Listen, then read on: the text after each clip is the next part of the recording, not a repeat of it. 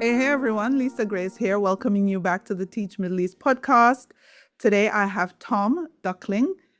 Actually, he's Tomas. Funny story, I saw his name and I taught a Tomas when I was teaching in Enfield, and that boy was trouble. He was, let's just say I remember him. And if I remember him, he was not the easiest of students.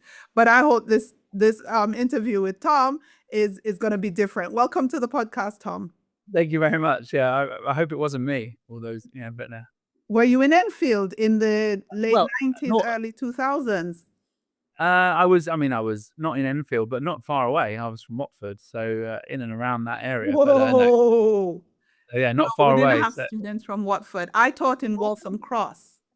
okay, all right, nice. There wasn't Waltham Cross, so good. Oh, okay. There's nice. There's another a badly behaved Tomas in town. So yeah. Okay. So Tom is the headmaster of Dubai College, one of the region's leading not-for-profit schools. He took over from Mike. Most of you might know Mike Lambert. I'm not sure if you guys remember prior to Mike, but he's sitting in the principal's desk. And on this segment, we are going behind the principal's desk to ask the questions that many of you want to know. These are the questions that we don't normally get to ask head teachers because it would come off as invasive, but I get the privilege of asking those questions. Dubai College is a special place. I have lots of friends there. Clive is not there anymore. Oops, sorry. Dee and the gang are still there. So shout out to them if they listen to the pod. It's a really, really nice school. How have you been finding it? I love it. I love it.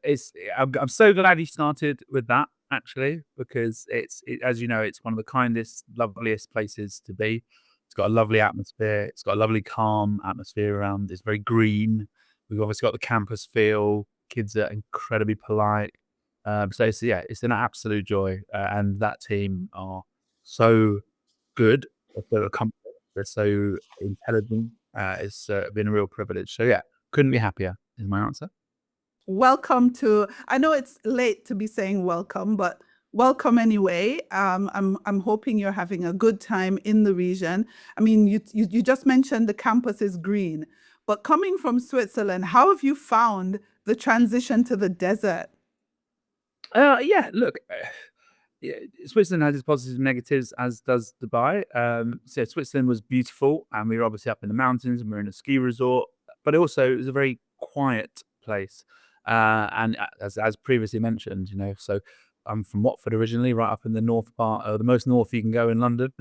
So it was very, very, very quiet. And before that, my wife and I, we were in Borneo as well, actually, in a country called Brunei. So we had two very rural, very remote, wonderful schools, absolutely fantastic, high level, high achieving schools, but in places that were very sleepy. So we were, as a family, we were really ready for a fun change.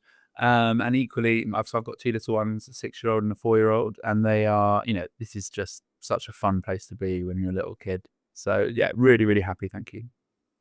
What was it like growing up in Watford?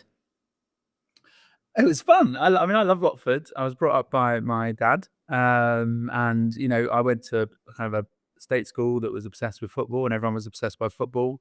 And it was there were elements of it a bit rough and ready in those days. That was before people had it as part of the commuter belt, which it is now. So when I go home to Watford, I don't really recognise it. But yeah, largely a lot of fun. It was funny. I was talking to someone about this week about children and contact and safety. And one of the things I remember most was just you had an in time. That was it. You had a curfew, you had an in time, and that was it. And just cycling around Watford on a BMX, playing football with different areas all around it was a really happy time. And I'm still got very, very close friends there. So yeah, I'm very fond of Watford. I'm a massive Watford football fan as well. So I was a season ticket holder there for best part of 20 years or so before I went international. So yeah, very fond of it. Yeah, I was just about to ask you which team you support. Do you support Watford? Yeah, well, I was born in Watford General Hospital, which backs in over Watford Football Club, Vicarage Road, and so yeah, always been a big Watford fan. So never really had any other allegiance. Yeah. The thing is, Watford has really come up. When I was a young girl, people from our area would move to Watford because the houses were cheaper than Tottenham. Yes. And it would have been considered out of London. But now Watford has made a 360 turn. You can't buy anything in Watford now. Do you know what's really fascinating actually? So my family originally comes from Walthamstow in East London. So, and of course, Watford was set up, as many places were, as satellites post the Blitz. So it's quite interesting when you meet people from Essex. I've lost most of my accent now, but my accent when I was a bit younger, right? Hello, mate. How you doing? Just playing a bit of football. Watford accent is very, very similar to Essex accent, but because both are post-war council setups that were put up after the Blitz. So there's a very similar kind of East London twang to it. And it's interesting that, I say, as East London has become incredibly expensive now as well, and now Watford, a similar sort of thing. So yes, Yeah. fun. Grew up with your dad. What was that Yeah, like? my dad's a legend. He's a very, very, very funny man. He's he's a good character. So he brought me up from very young, and then later on, my stepmother arrived. So really great, and my house was the center of a lot of fun. Actually, always really loads of people came around, lots of parties were welcome at the house. It's the kind of the center of the family. So Christmases with kind of 25 people around, all round tables and that sort of stuff. So everyone chipping in and that sort of stuff. So yeah, my dad's a great man, real hero of mine. But he's got a sense of humor. It's fair to say. Siblings? Sister, older sister, who I love dearly, still living in the UK. Yeah. Yeah. And so growing up with your dad, obviously you didn't have I would suppose you didn't have that conventional mom dad family for a while. What was that like in school? So you have to go to school and you're only with your dad. Was there any link between the two? Did you suffer any, consequences of that? Do you know what? It's a funny scenario. It's a really interesting question because I had, when I was in my school, which I said was just a pretty rough and ready state school. I was considered quite posh, and when I went to university, everyone thought I was really common, and they thought I was from EastEnders or something like that. And the reason that's quite important is my dad, what he prioritized was stuff. So he was really hardworking. He worked long hours, so I had to often get myself to school and etc. etc. All those sort of independence pieces, blah blah. But what he prioritized was kind of, for want of a better word, cultural literacy and cultural knowledge. So we went to the theatre a lot. My dad took me to the opera, took me to the ballet. He took me to museums on a regular basis. We went to Watford matches, home and away. It sounds stupid, but going to away matches, I learned to read a map and navigate in the days before Tom. So I had a really good understanding of the country, really good understanding of different cultures. So actually, it was, for me, it was all benefit. It said where my school had a lot of feeders from a lot of different kind of socioeconomic backgrounds. But I was considered one of the posher kids. But going to the theatre was kind of, why are you going to the theatre? Who does that? So I'm very grateful for my dad for all that he did there. It was a really, really good thing to have done and had a massive impact on my appreciation of the world and love of education and further. So yeah, great. Why do you think he did that? Why do you think he was deliberately exposing you to those cultural things? Oh, I think I think when you're a parent, you look for something in common, right? So, and I don't. So my kids have just got obsessed with Pokemon, and I mean obsessed. So we now watch Pokemon, we draw Pokemon. They've got the figures, they've got the trading cards, and as a dad, I've always found play difficult when they're younger. I kind of like, let's play shops and that sort of stuff. And so Pokemon's been really good for me this summer to have something that I can kind of work with them, talk with them, I can draw with them, that sort of stuff. So I think really, I did ask him like this once. I think he just wanted something to do that was good for him and good for me. So now you are a dad of two young children. Yeah. What are you doing to deliberately spend time with them? Well, I have to say that's been one of the real benefits of Dubai, because previously my school was a boarding school, and boarding education has enormous positives. It's a massive privilege to work in a boarding school. For people to trust you with their children all the time is a significant level of trust and a significant responsibility. But I was super busy in a boarding school. I was so busy.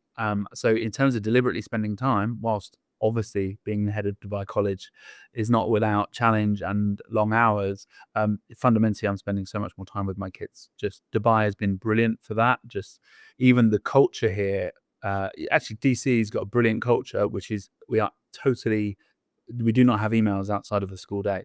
So and so much so, even in my first weekend, you already mentioned Dee. I sent an email on the weekend, and she straight away sent back, "That's a no. We don't do that here." And I'm so glad she did, because we don't. It's a really fixed culture for giving people the space and time. DC is a fast-paced, high level, high quality institution. So when we're here, we're all working really hard, but we really protect that. So no, I'm very grateful as well for that. So what are you doing with your Oh, what kids? we're doing? At the moment, I said they're 6 and 4, so it's essentially Pokemon or water slides. I would say that my life is predominantly Pokemon or water slides. Sometimes at the moment, walking around malls, just to get them out of the house in the heat. So we've done quite a lot of wandering around, having a froyo, that sort of thing. So Is your wife a teacher? my wife is an English teacher here at Dubai College. Yeah. Ah, what's it like being married to a teacher, being the headmaster? So we've only ever worked together. Actually, Catherine had a previous career. She worked in media, where she worked as an agent for celebrities and that sort of stuff. So she had a much more glamorous career prior, but then she retrained and became a teacher. So we've only ever worked together. So it's absolutely not a problem at all. It's something we really enjoy. What is it with Dubai College? Mike and Sarah, same. Oh, come on, it's a pattern, isn't it? But Yeah. it's good. It's good. So when you decided to move to Dubai, what were some of the things you were looking forward to, and did they meet expectations? What was I looking forward to? I think actually that I might, if might answer that differently. I think what surprised me was better. I mean, everything I was looking forward to is here. The students here are an absolute privilege and a joy. They are so uh, kind of eloquent, but also adult and mature and thoughtful. And talking to them is like talking to an expert at times. So the students here are fabulous. The staff here have been so welcoming to me, and they are operating at such a high level. So all of those things are great. I think, but Dubai, what I wasn't as aware as I possibly should have been of the reputation of Dubai College. And what I mean by that is it's an institution in Dubai. And I didn't quite realize what came with that, I guess, in terms of, so that was a bit of a surprise. Sort of, DC is a big deal. And it just, the minute you even mention it, it kind of changes the nature and tenor of conversations in a way perhaps previously, you know, working in one school is just you working in a school, you're a teacher. Whereas the minute you say you work at DC, it has an impact on things. So that's probably the thing that I was most surprised about. But apart from that, the rest of it I was kind of expecting, and it's delivered. Good impact, as in when you mention DC, does it open doors or does it close them, or what's the impact? Both is the answer. It's sometimes it opens them, and sometimes I guess people have preconceived perceptions of DC. I have to say that's why I'm delighted you started with it's such a nice school. There are people who don't think that, right? So people see our results, which are, as you know, some of the best results in the world, and they think it's going to be a hothouse, and they think it's going to be a very aggressive culture, and for those that have been here and seen it, they know it's the complete opposite of that. It's calm, it's kind, it's thoughtful. Uh, the opening doors thing, I guess there's always that element because of the nature, because DC has this uniqueness, and there's the original campus on the wall behind me. It has this uniqueness of starting from year 7, therefore it has this entry, right? And because even this year alone, 176 places, we had 850 applications. That tension around that, I think, is probably the bit that is both a positive, but also sometimes can lead to attention and can lead to a difficulty in conversations and how people feel about it as well. So So I'm going to ask you a question that is not very conventional. So you were the deputy at Eglon College in Switzerland. So you moved from deputy head to headmaster at Dubai College without previously being a head. And I want to know, for my listeners, what that transition has been like, and how do you even prepare for such a transition?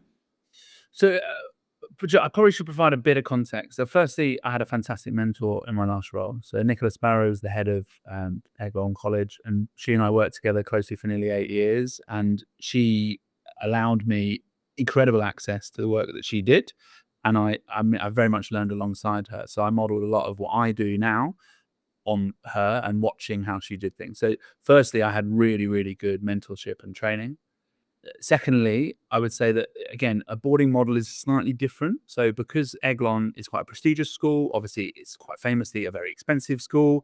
It has a large alumni network. So Nicola would travel quite a bit. So she'd travel for periods of time. So there were also stretches of time whereby I would be essentially uh, running elements or large elements of the day to day of the school. So as it was, I line managed the academic side, I line managed the operational side, and I line managed the boarding side as well.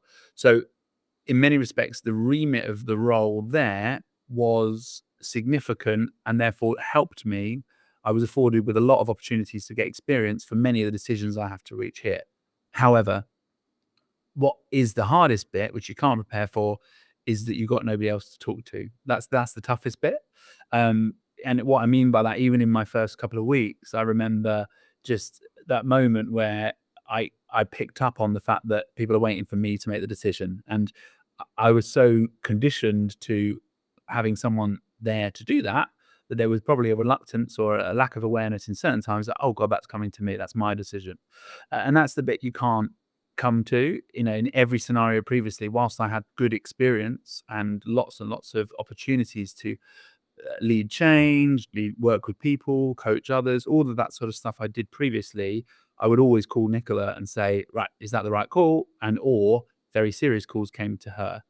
In this seat, that comes to me now. I've got a fantastic board. The chair of my board is absolutely outstanding and has been taking an active role in looking to help me.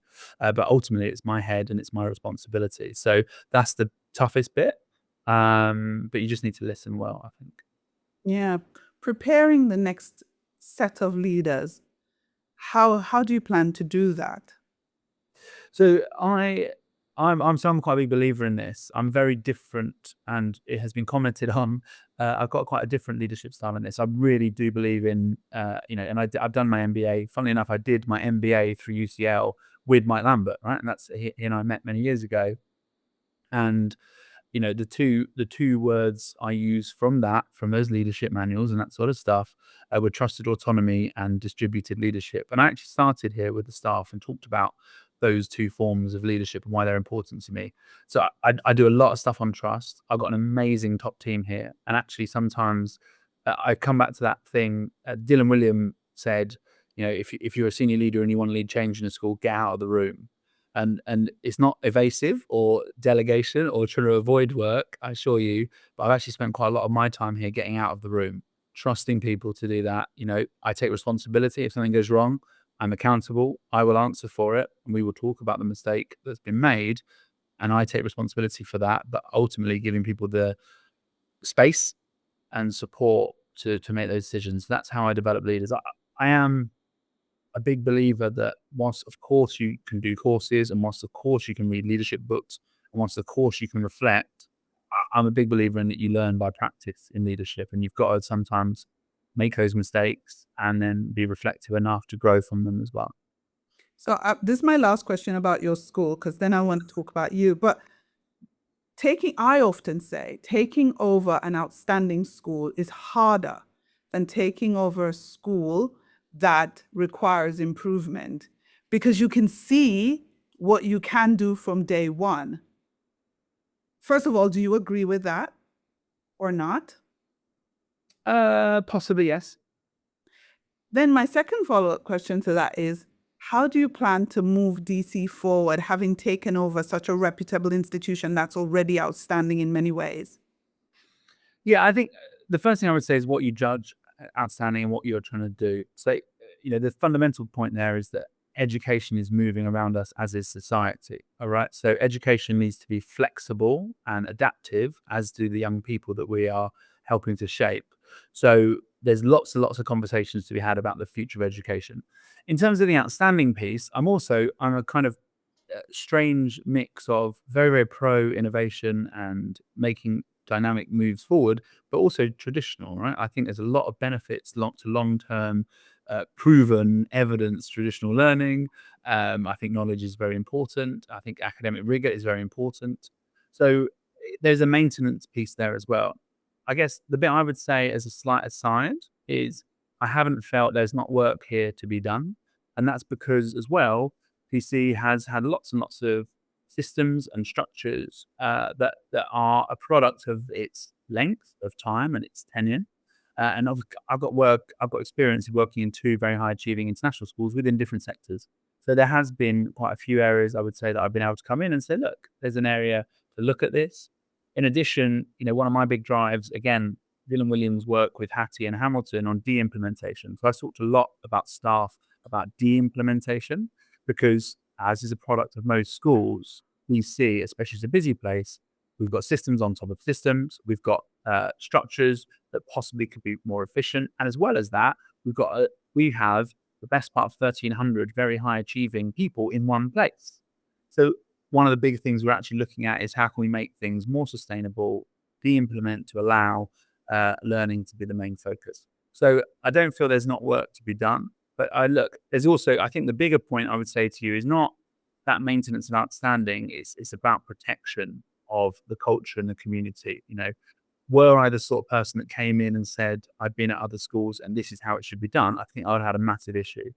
I came into BC and I said, I want to learn about this school. I love the story of this school. I love that picture that I put up behind my desk. I love the fact, our story of our origin, we're going into our 48th year, which makes us one of the oldest schools in the Middle East. And particularly there, of course, there's this pioneering story of our founder, Tim Charlton, who drove from London, set up the school drove here all the way with a Land Rover. And we're looking at how we can celebrate that. So I'm originally a history and politics teacher, so I'm big into traditions and I'm big into celebrating that. And when I came in, I met every member of staff individually and I just listened. So I hope that if you were to speak to DC members of staff, we recently celebrated our long tenure. We had 77 members of staff that have been here for over 10 years, including 2 members of staff that have been with us for over 40 years, which you realize is an enormous portion of the school. Yeah, it's not the 3 members of staff that have been in this school before I was born. I think we must be onto some sort of record in terms of the amount of years worked in proportion to the amount of years of the school. So it's an astonishing kind of proportion. And so therefore there's such deep love, such deep commitment here. And it's been my role to celebrate that and protect that. And that in of itself is a job. Yeah, that's brilliant. I mean, like I said, I know DC, not know it. I don't work there, but I'm familiar with it from staff members who I have there who are good colleagues and friends of mine, and it really is said on the street that it's a good place to work. So hopefully that will continue under your tenure. All right. Am I allowed to say your age on the podcast, Tom? You can say my age, yeah. Okay, I'm good. 13, So you're 30 what? 9. Oh, you're 39. You turned. Oh, I had it as 38. Okay, you're 39 now. I'm in August. I was one of the youngest in my school year, so I'm just past it. Okay, so you're a 39-year-old dad and husband. So outside of your role as headmaster, you've got to have things you do, interests, things that people would never even imagine that you get up to. So let's start off easy. What are you humming in the shower? Yeah. So my music taste is super, super eclectic, right? So I'm on one hand, I'm very into vinyl. So I've got a load of vinyl of kind of anything from Bob Dylan, Bruce Springsteen, all that sort of stuff. In my office, I'm famous. I have music on all the time because I listen to classical in the daytime. I happen to be a massive fan of house music and kind of recently even got the chance to go see Rampa and fun things like that. So I'm super mega eclectic. I like different music for different scenarios. So what would you be humming? Give me one. What's my go-to? I have actually got some earworms. I'm trying to think of what my earworms are because I sometimes get criticized for them. Possibly "Call Me Al" by Paul Simon. Hmm, It lives in my ear on a regular basis, I would say. nice. I And so, I have a really annoying habit as well of singing. Like, I will get triggered with certain words, and then I will sing a song related to that. So, which is a deeply annoying habit. I appreciate. I think our listeners will appreciate eclectic tastes in music. I've had previous head teachers on here who've gone from Coldplay right the way through to Bob Marley. So don't Mm. worry, don't feel bashful, don't feel shy. Relax, feel comfortable. We're a friendly bunch around here at Teach Middle East and our listeners of the podcast. So You see a judgment now. You see, I don't mind judgment about the role, but my music taste. This is where judgment exists. So no judgment. We yeah, yeah, we listen. You know what the millennials say? Gen Z, we listen and we don't judge. right. So Okay, I accept that. Okay. here's my other question. So it's date night for you and Catherine. You've got two young kids. Where are you going? Where are you taking her? Well, yeah, I should be a better husband in this area. I mean, we are probably going for a meal, and we're probably going for sushi. I should think of that. Funny enough, something like that. I would Every imagine a week. very. Oh, I wish we had a date night every week. I'm afraid we are not as good as we should be on that. So yes, that is not an area I'm being a success in. But I now, even saying that out loud, I would be more successful. So yes, invariably, because we lived in Asia for 4 years, Asian food is pretty much our happy place in that regard. Obviously, Dubai is blessed by some of the best food in the world. So yes, somewhere with Asian food and a nice glass of wine. So I hear my listeners in my head. They're rooting for Catherine and they're saying, do Yeah. better, Tom. Yes, as they You should. you should take her out for lovely date nights because Dubai has beautiful places and you can even drive across to Abu Dhabi and try some stuff there. But let's say you don't get to a date night as much as you'd like, but you have to plan a holiday. And someone like you who's been well traveled, what are you planning? Where are you going and why are you going there? So the reason I'm laughing is because if Catherine had one hobby, what the top of her list, holiday planning is her hobby. So, and if were I to take that away from her, it would be an absolute disaster. But travel is one of our biggest things. We at the moment, so all holiday planning is done by Catherine, and all of our friends will know she's a travel planning expert. People from around the world ask for her advice, and at the moment we are trying to get me to 100 countries. So I've been to 85 countries currently. We just went to Romania. So I can tell you that we've already planned the next 15 countries over the next few years, where we intend to go to get me to 100 countries. So yes, I can't answer that because I would never be allowed to plan a holiday. Oh, wow. Okay, Catherine, we're coming for you. Maybe we'll have you on talking about where teachers should travel to and why and what's good and what's not good. Give us like a holiday, maybe one of the episodes before we go off on a major holiday. And then sometimes we can use those tips and put them in place. You you have a busy job, right? But you as an individual have to take care of you inwards. So I don't want to get spooky and spiritual, but my question is, what grounds you? Yeah, I mean, family is the most obvious answer. I have to say, another bad habit or good habit I've got recently is voice notes on WhatsApp. So at the moment when I'm walking, I'm moving around, I'll often send a voice note to some of my friends at home. That grounds me. Um, So yeah, I mean, family and friends is the most obvious answer, I would say. Yeah, look, I again, this is not a particularly grounded answer, I must say, but I'm really into Stoicism and Marcus Aurelius, which is not spiritual, but some people might argue is spiritual in certain respects. So I spend quite a lot of time, or have spent a lot of time, considering elements of how we think, how we control our thoughts, and that sort of stuff. So obviously for Marcus Aurelius, humility is one of the most important values you can have. So, I think of that a lot. I encourage that a lot to those around me. So I would say that's what grounds me. Hmm. So you're into Stoicism. Quite interesting, the things that people are into. What does humility mean to you?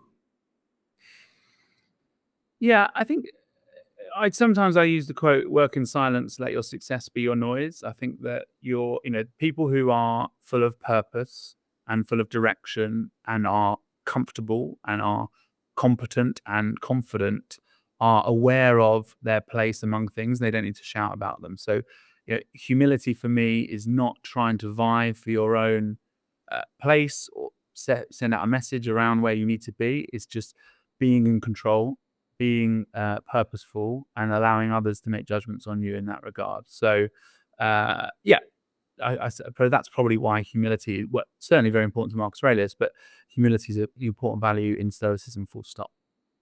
Interesting. I did read a bit of his writing, and yeah, there is a place for Stoicism, but also there is also a place for mm, your emotions and for understanding how you feel and why you're feeling it and allowing those feelings. So I mean, I get there are two schools of thoughts on that.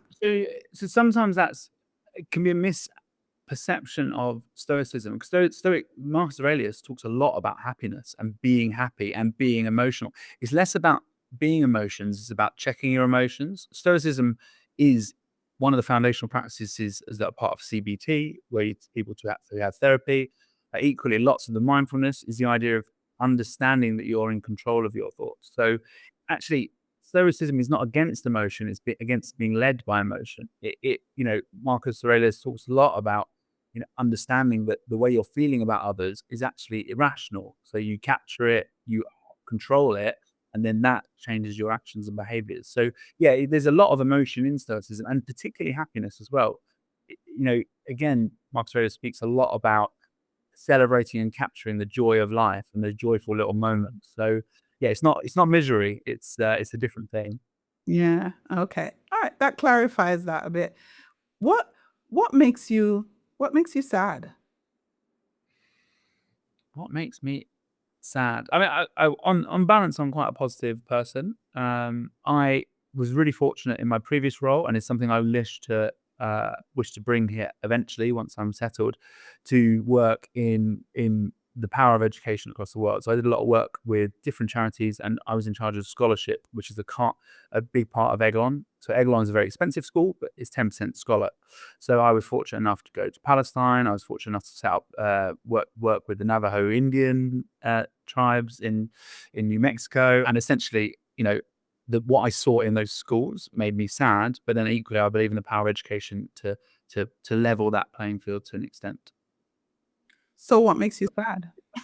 Yeah, well, inequality, I guess, for want of a better word. I mean, that sounds like a kind of very wishy-washy answer, but yeah, people who don't get the same opportunities as others, I guess, would probably make me sad. Yeah. No, don't judge your answers. I want your answers to be your answers. They're the answers that coming from you, what Yeah, comes up first is normally what's right. and there is an injustice piece there, right? Again, I won't be drawn on talking about specific leaders, but there's some bad leaders in the world, right? And equally, it can be really hard working in education when you spend all of your time talking about key values and character and kindness and humility, when some of the most powerful and important people in the world are almost the other end of that spectrum. So, and that's really hard. It's really hard. I mean, I'm sure it's been referenced numerous times, right? With the impact of that adolescence Netflix documentary. It's hard being a father of a young boy and seeing young men, and when you see the role models that there are in the world to an extent, I mean, that makes me pretty sad. Yeah. And then I know apart from family, what makes you happy? Yeah, I mean, what do I like to do? I guess I mean skiing makes me very happy, and that is a sad thing about leaving Switzerland. Obviously, I skied a lot there, and I have been to Ski Dubai, and I'm very great. It's very fun, but it's not quite the same doing that. But beyond that, yeah, sports in all forms. Obviously, as you get older, your knees start to give up a little bit. But yeah, football, basketball, all those sort of things. In fact, I've just dealt with an email. I've agreed, which I will probably regret, to play in the teacher versus student basketball match here at Dubai College, which is one of the biggest events of the year. So yeah, that's going to be fun.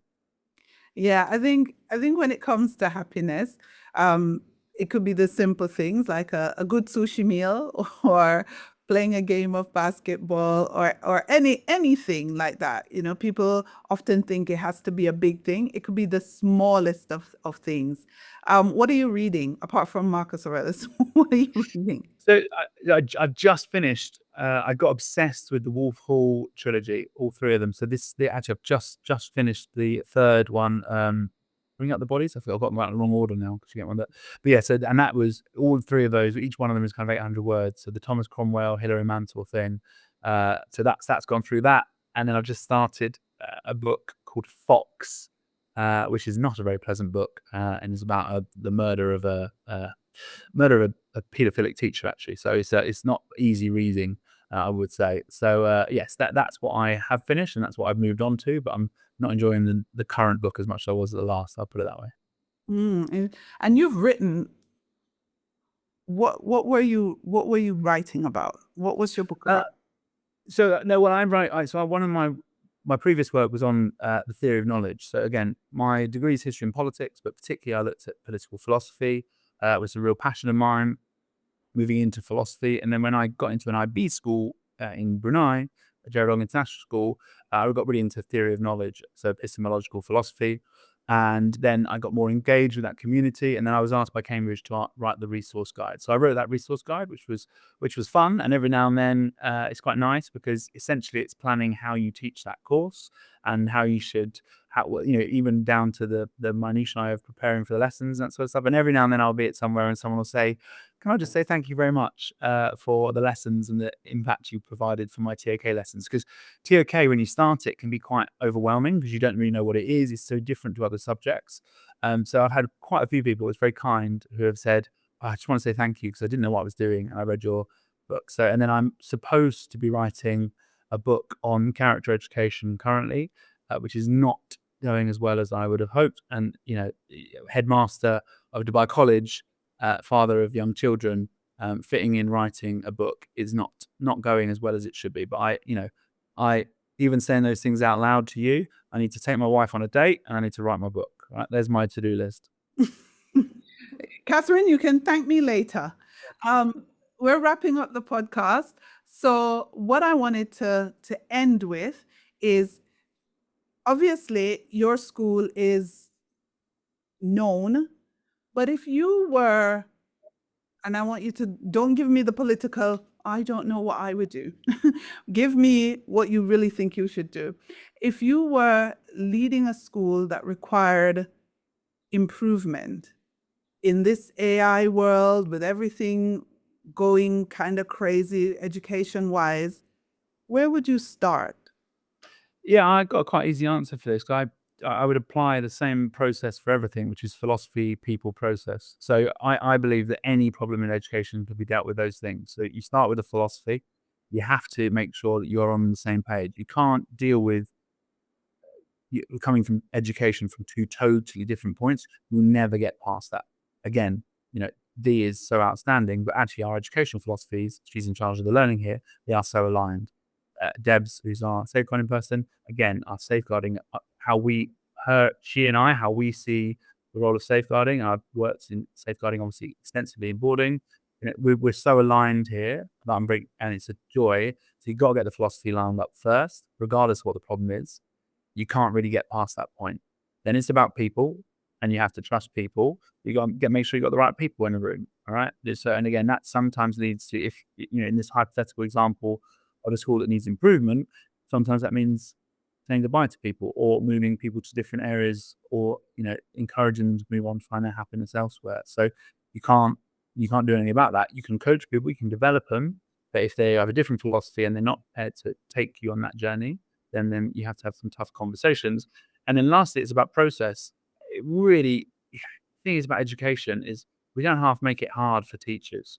The most valuable point of teaching or education, full stop, the highest value item you do is the relationship and interaction based around learning between the teacher and the group of students. That is the thing that matters most. And we, as educators and as schools, find so many ways to get in the way of that. So then you need to, I really feel this quite strongly, because it's quite sad when you're a headmaster, you don't teach, or you teach very, very little. So you're away from that key part. But my purpose and my whole raison d'etre is to get in there to make sure that we can make it focus on the main thing, focus on learning, focus on relationships, and we will try and deal with everything else. Brilliant. That's a great place to end the pod. Thank you for being my guest, Tom. Thank you for having me. And yeah, I better go organize a date. Yes, you do. I think you have an assignment for this long weekend. This podcast, listeners, is being recorded on the Friday of the long weekend, the Prophet's birthday, and Thomas is in his office. So that's a very telltale sign that he needs to get out of his office and go take Catherine out. Thank you for being on the pod. Thank you very much.